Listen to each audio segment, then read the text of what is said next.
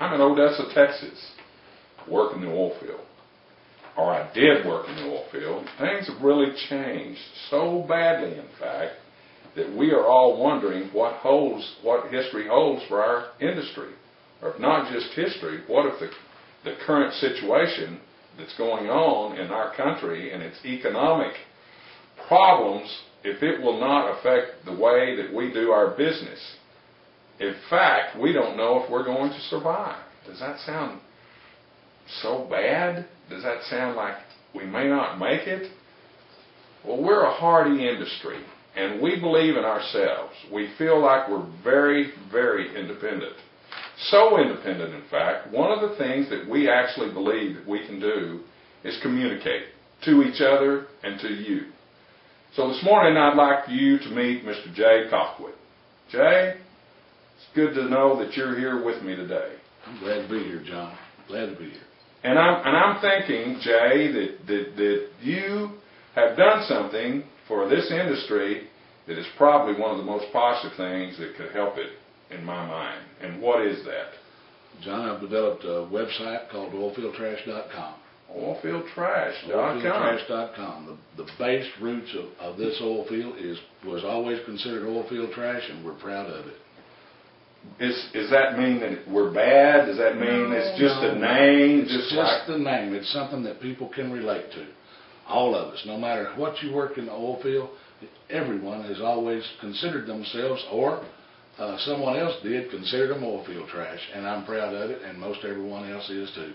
It's kind of like how you hear the story about rednecks and how everybody makes fun of rednecks.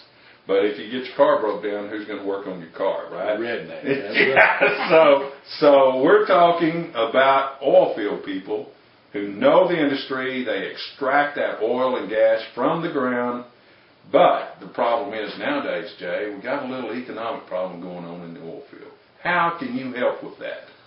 What I've done, John, is I've created the website to aid people in the search of knowledge, to be able to go and read all the news that's available.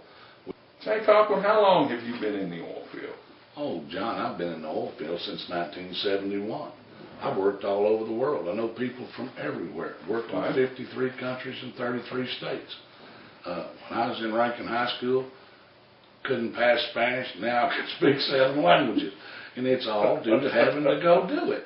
You know, this website was developed for the people in the oil field. People that actually are out of work, are looking for work. It is exactly what I needed 30 years ago to be able to keep jobs. We've had ups and downs that were unbelievable. There was a big up and down in 73. There was an up and down in 83, 86, 88, 98. Now, here we got it again, John. And if I'd had a tool like this, I would have been able to possibly network my friends better and be able to maintain and keep a good job. And that's my point, is to help these people get jobs. We have a place on there that you can put your resume, it's stream across, it's inexpensive, and it will help. Resumes don't get jobs, but I guarantee you, networking your friends does. And that's what my entire point is to help people get work. Get work, keep work, and know where the next job's going to be. There's people out here, John, right here in Odessa, Texas. I heard there's 20,000 roughnecks out of work. We got drilling superintendents on the break. We've got tool pushers pulling slips. That's not the point. The point is that there's people out here that starving flat to death. Tent cities coming back. I can remember in 83, Tent City. Folks losing their homes. What do? No job, no car, no Rolex watch. Next thing that goes, your wife. That ain't fun, John. That ain't fun. No, it's not, Jay. And you're talking mostly about the drilling industry. What about the production side? It's the same thing, Johnny. It's exactly the same thing. They're not doing the completions. Therefore, that pulling unit crew's not coming out.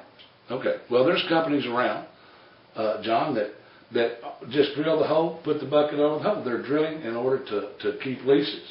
They're not going out and drilling to build the big production. No, they're just trying to hold what they got. And jobs are limited like that.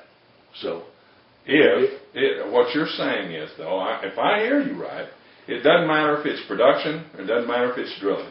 There are some jobs, but people just don't know where to go look to find out where they are. Is that what you're saying? that's exactly right, Oh, John. no. But another thing, John, truck tires didn't go down. Prices to actually operate didn't go down. But the industry has. So with the industry down like that, what can you do? We've got to come up with a solution. And the solution is networking your friends. Friends will help you get jobs. They truly will. I think, too, Jay, right now in this climate that we're operating in, as in you just mentioned about, I think networking, too, can do a lot more than just get jobs. May I ask you this? I hate to be political, but I think a lot is not going on in our industry because of this particular political climate, in the sense that people are waiting what some of the policies are of this administration.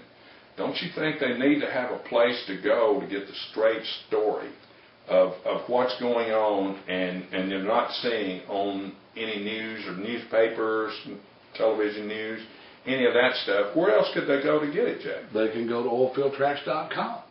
We have a live forum on there where you can we could discuss anything and everything that you want. You have a question, put it on there, we'll get you some type of an answer. And that's what we're trying to do, is help you find work and gather the knowledge that you need to do it. Plus, what we can do is change policy. Because if there is enough people that know enough about something, then they can vote intelligently, and we can beat these people at the ballot box. So that's what I like also about your site, what it can do. So, okay.